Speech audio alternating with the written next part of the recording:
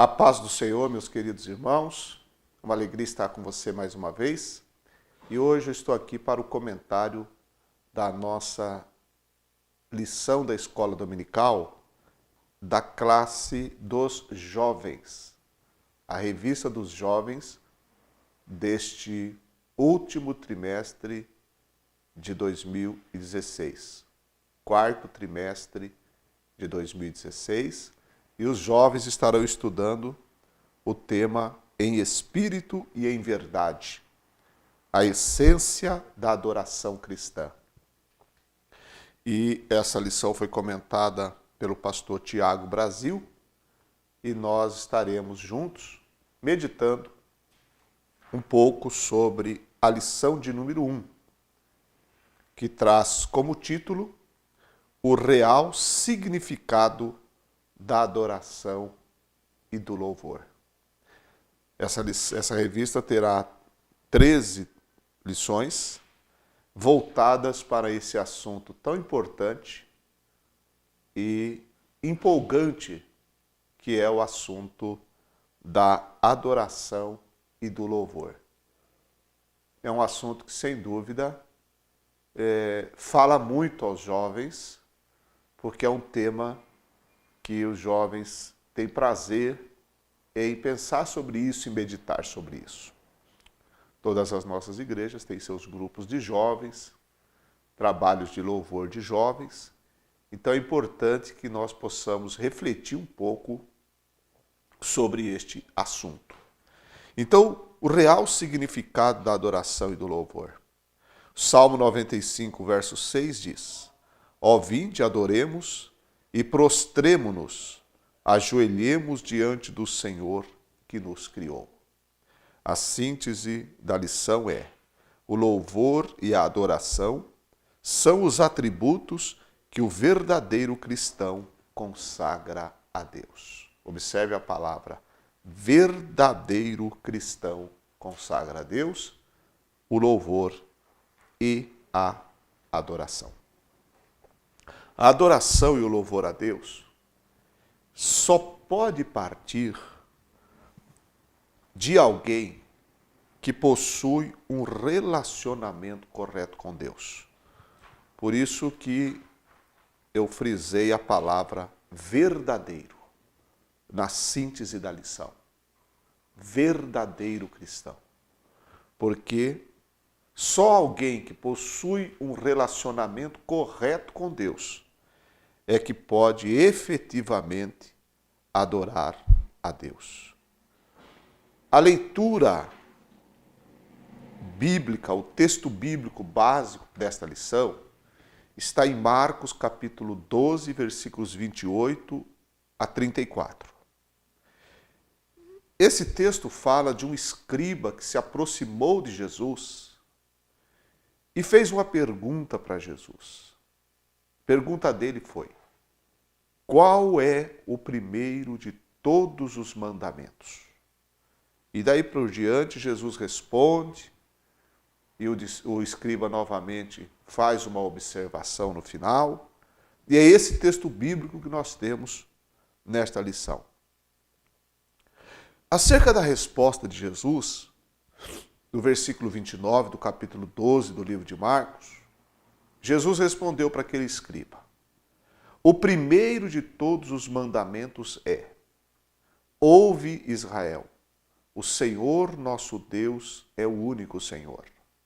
Amarás, pois, ao Senhor teu Deus de todo o teu coração e de toda a tua alma e de todo o teu entendimento e de todas as tuas forças. Este é o primeiro mandamento. Então, veja que amar a Deus, que é o primeiro mandamento, e amá-lo de toda a alma, de todo o entendimento, com todas as nossas forças, não é assim que devemos amar? O mandamento é este. E eu só posso amar a Deus se eu me relaciono com Deus. O amor implica em relacionamento com a pessoa que eu amo. Então, se eu amo, eu me relaciono. E esse relacionamento com Deus, correto, baseado no amor, me proporciona condições de adorar e louvar a Deus. Por isso que o verdadeiro cristão é aquela pessoa que tem um relacionamento de amor com Deus e baseado nesse relacionamento de amor, ele então louva, ele então adora a Deus. É isso que está implícito no primeiro mandamento que nós acabamos de ler. Agora, não para aí, Jesus não parou aí na sua resposta. Continuando, ele disse assim: e o segundo, semelhante a este, é: amarás o teu próximo como a ti mesmo. Não há outro mandamento maior do que estes. Amarás o teu próximo como a ti mesmo. Então, o louvor a Deus, que parte de um coração, de uma vida, parte de um cristão que realmente é verdadeiro, porque tem um relacionamento de amor com Deus, esse relacionamento passa também por um processo de amor ao próximo. Imediatamente Jesus fala do amor ao próximo. Então, nós percebemos que o verdadeiro cristão, ele ama a Deus de todo o seu coração, com todas as suas forças, como está escrito aqui, não é? Mas ele ama o próximo também, como está escrito, como a ti mesmo. Amar a Deus, amar o próximo, são características do verdadeiro cristão e, portanto, essa pessoa tem bases sólidas para louvar e para adorar a Deus. Sem essa base, não existe verdadeiro louvor, não existe verdadeira adoração. Amar a Deus e ao próximo, então, são as bases que tornam o louvor e a adoração agradáveis a Deus. Não é? Porque uma vez que a adoração e o louvor, elas são expressões, são manifestações que nós prestamos a Deus. E essas expressões são como consequências do amor. Porque eu louvo a Deus, eu adoro a Deus, também, entre outras coisas, porque eu amo a Deus, porque eu me relaciono com Deus. Eu disse entre outras coisas, porque nós adoramos a Deus pelo que Ele é, pelo que Ele faz, pelo que Ele realiza, não é? Temos tantos e tantos motivos para louvar a Deus. Mas todo louvor, toda adoração só pode fruir de um coração que ama a Deus, ama ao próximo e mantém o relacionamento correto com Deus e um relacionamento correto com o próximo, que se traduz então numa vida de louvor e adoração. Daí nós vemos que o louvor e que a adoração vai muito além do ato litúrgico, do rito.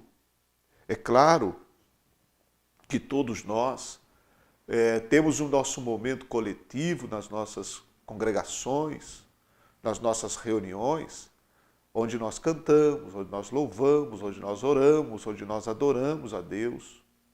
O momento do louvor congregacional, o momento em que a igreja está reunida. Aqui no tempo de Jesus, existia o templo onde eram realizados e oferecidos holocaustos e sacrifícios. Ficava lá em Jerusalém. Lá estavam os sacerdotes, o sumo sacerdote, lá estavam os levitas, lá estavam os cantores também que existiam no templo. E aqueles sacrifícios faziam parte do ritual da adoração e da religião dos judeus. Só que o verdadeiro louvor, ele é muito mais do que as expressões externas da religião, do rito, da liturgia, dos procedimentos de culto. E aquele escriba, ele entendeu bem isso, porque depois que ele ouve a resposta de Jesus, no verso 32 diz que o escriba disse para Jesus: muito bem, mestre, e com verdade disseste que há um só Deus, e que não há outro além dele, e que amá-lo de todo o coração e de todo o entendimento e de toda a alma e de todas as forças, e amar o próximo como a si mesmo, é mais do que todos os holocaustos e sacrifícios. Olha que coisa linda, que coisa maravilhosa. É muito mais do que os holocaustos e do que os sacrifícios. Então aquele escriba, ele compreendeu essa realidade, ele compreendeu essa verdade, que o louvor e a adoração estão muito acima das práticas externas da religião. Nós vemos na Bíblia que a igreja primitiva, ela louvava a Deus, louvava ao Senhor. Lá em Atos capítulo 2, versículos 46 e 47, quando Lucas ele vai falar da adoração da igreja, da forma como a igreja se reunia, da forma como a igreja se postava diante de Deus, a comunidade dos primeiros crentes, ele diz que a igreja louvava a Deus, lá no versículo 47 do capítulo 2 do livro de Atos dos Apóstolos. Mas antes, ele diz que a igreja se reunia, comia junto, com alegria e singeleza de coração, louvando a Deus e caindo na graça de todo o povo. Então, antes de falar do louvor a Deus, Lucas enfatiza a singeleza e a alegria do coração daqueles irmãos. Singeleza quer dizer humildade, simplicidade, sinceridade de coração. Então, o quadro do coração é colocado antes do louvor. Por quê? Porque é desse coração que brota o verdadeiro louvor. Então, veja, antes de nós apresentarmos a Deus nosso louvor, nossa adoração, nós devemos ter um coração que se coadune, que se ajuste àquilo que nós estamos fazendo. Nós temos também na Bíblia o exemplo de Caim e Abel. Diz que esses dois filhos de Adão levaram seus sacrifícios, suas ofertas a Deus. Está escrito lá no livro de Gênesis que Deus atentou, lá no capítulo 3, Deus atentou, não é, para a oferta, capítulo 4, melhor dizendo. Ele atentou para a oferta de Abel e para Abel. E Deus não atentou para Caim e a sua oferta. Então veja que Deus não olha apenas a oferta, não olhou apenas a oferta. Deus olhou primeiro para o ofertante, olhou primeiro para Abel, olhou primeiro para Caim. E lá no livro de João, na carta de João, João diz que Caim era do maligno, por isso matou seu irmão. Como alguém com coração maligno poderia ofertar a Deus e Deus receber? Deus não recebeu. Não porque o problema, em primeira instância, era a oferta de Caim, mas o problema era a pessoa de Caim, o coração de Caim que era mau. Então nós não podemos imaginar que nós podemos louvar a Deus tendo uma vida que não é uma vida de adorador.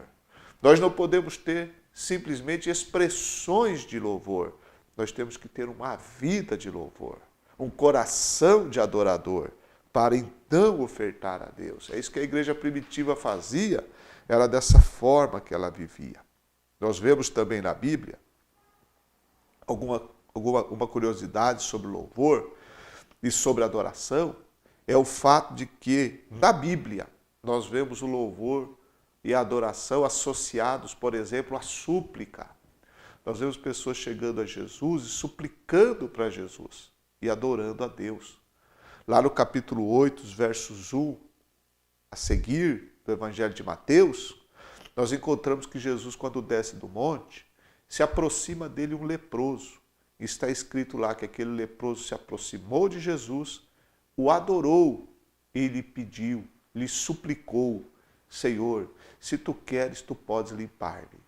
Veja esse exemplo bíblico do louvor associado à súplica. Então nós podemos suplicar a Deus e associar a isso o nosso louvor e a nossa adoração. Porque aquele leproso fez isso e Jesus o abençoou. Jesus disse: eu quero ser limpo. Encontramos também na Bíblia o louvor associado ao agradecimento. Lá em Lucas, capítulo 17, versículos 15 e 16, conta daquele leproso, ou ex-leproso, um dos 10 leprosos, porque Lucas narra que Jesus curou 10 leprosos. Um leproso voltou. E quando ele voltou, diz que ele voltou glorificando a Deus. E ele deu graças a Jesus pela cura que ele havia recebido. Ele glorificou a Deus, ou seja, louvou. Ele agradeceu ao Senhor Jesus. Deu-lhe graças. Então o louvor associado à gratidão, ao agradecimento.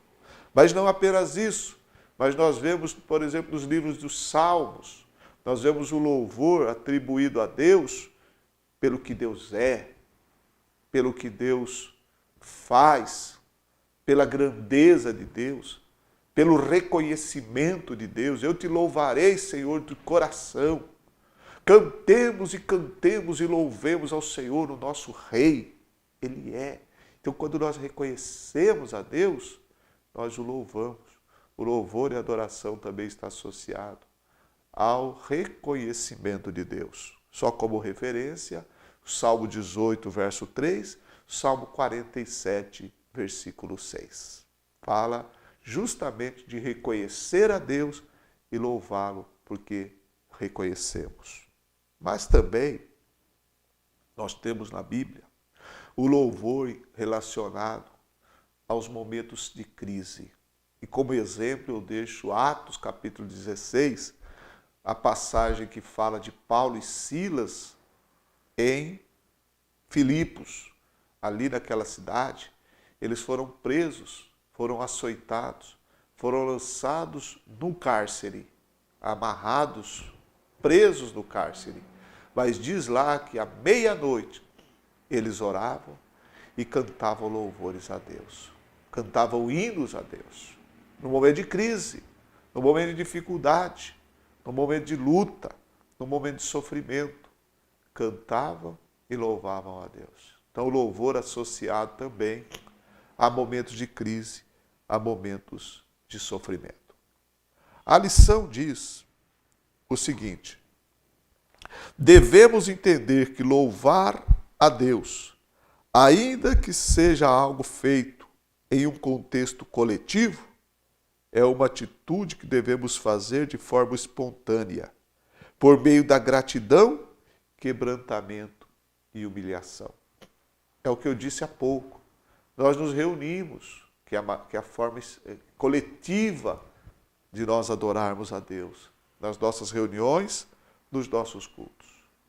Só que mesmo estando num contexto coletivo, da reunião da igreja, que é maravilhoso, que é valioso, extremamente importante para a vida de cada crente, o louvor deve ser espontâneo, por meio da gratidão, quebrantamento e humilhação. Então, nós entendemos que o crente, ele não pode depender de qualquer estímulo externo para louvar e adorar a Deus. Não precisa. Isso deve partir do seu próprio coração, da sua própria alma, de forma espontânea, voluntária. Uma vez que nós amamos a Deus de coração, é de lá que tem que partir o nosso louvor, através de palavras, que é uma das formas de adorar a Deus, glorificação, cantos, hinos, expressões de aleluia, de glória a Deus, isso deve partir do nosso coração sem necessidade de estímulos externos. Infelizmente, algumas pessoas só são motivadas por outrem. Mas não é assim que deve ser o louvor. Não é assim. Nós não precisamos de um ministro de louvor para nos incentivar a adorar a Deus. Também não precisamos de um pregador fervoroso para que nos fique incentivando a repetir palavras de louvor e adoração a Deus. Porque isso seria uma coisa simplesmente repetitiva. Estaríamos fazendo porque alguém está mandando. Claro que às vezes alguém pode ser usado por Deus para nos alertar, nos incentivar, mas o cristão verdadeiro ele não precisa depender disso. Não precisa ficar preso a isso. Não precisa ficar refém de alguém para adorar a Deus. Ele pode e deve adorar a Deus de sua livre, espontânea vontade, do mais profundo do seu coração. Seja no momento que alguém está ministrando, falando, pregando, ou sem nada disso. Louvar a Deus porque tem prazer, porque ama, porque quer louvar a Deus. É assim que deve ser o louvor verdadeiro. O real significado da adoração e do louvor é nós entendermos que só existe louvor e só existe adoração porque existe um Deus. Suas criaturas devem louvá-lo e adorá-lo. É por isso que existe louvor. Por isso que existe adoração, porque existe Deus. Se não existisse Deus, não existiria isso. Parece tão simples, não é? Mas a gente tem que pensar, refletir sobre isso. O louvor e a adoração, portanto, são atos, são expressões da criatura ao Criador. Dos redimidos ao Redentor. Dos salvos ao Salvador. Louvamos a Deus, porque Ele é grande, porque Ele é maravilhoso, porque nós somos criaturas suas. Lá no Salmo 148, está lá as expressões de louvor. Louvem a Deus. E lá fala de homens, mulheres, velhos, meninos. Fala das estrelas, fala das baleias, fala de criaturas, fala de toda a criação louvando a Deus. Na harpa cristã, nós temos um hino, o hino 124. Ele foi extraído do Salmo 148. E lá nós cantamos e somos também incentivados a louvar a Deus toda a criatura. Tudo que há nos céus, tudo que há na terra, tudo que há no mar. Todas as pessoas, todas as idades, louvem a Deus. Louvem ao Senhor. Em tudo que há fôlego, louve ao Senhor. Louve ao Senhor. O fôlego de vida que nós temos deve ser usado para louvar a Deus, para louvar o Senhor. Exatamente agora. Os passarinhos estão louvando, as baleias estão louvando, as estrelas estão louvando, homens e mulheres, crianças e velhos estão louvando, lá no céu, seres celestiais estão louvando. Deus sempre é louvado, Deus sempre é adorado, Deus sempre é glorificado. Porque Ele é Deus. Só existe louvor porque existe um Deus maravilhoso. Existe um Deus glorioso que merece ser louvado. É claro que nós somos grandemente abençoados por louvar a Deus e adorá-lo. Nós somos abençoados por isso. Temos exemplos na Bíblia. Eu citei alguns exemplos aqui. O leproso, a mulher cirofenícia, tantos e tantos outros que se achegaram a Ele para adorá-lo. E porque estavam necessitados e foram por Ele ajudados e abençoados. Então é evidente que as suas criaturas, que os seus filhos são abençoados por Ele, por louvá-lo. É evidente. Mas nós não devemos adorá-lo nem louvá-lo pensando em nós mesmos, pelo que nós queremos, mas devemos louvá-lo e adorá-lo pelo que Ele é. Porque só a Ele pertence a glória, pertence o louvor pertence à adoração para todo sempre. Louvemos a Deus. Jovem, professores, pastores, igreja, louvemos a Deus. Louvemos ao Senhor e tributemos a Ele toda a glória e toda a adoração, porque só Ele é digno. Que Deus te abençoe.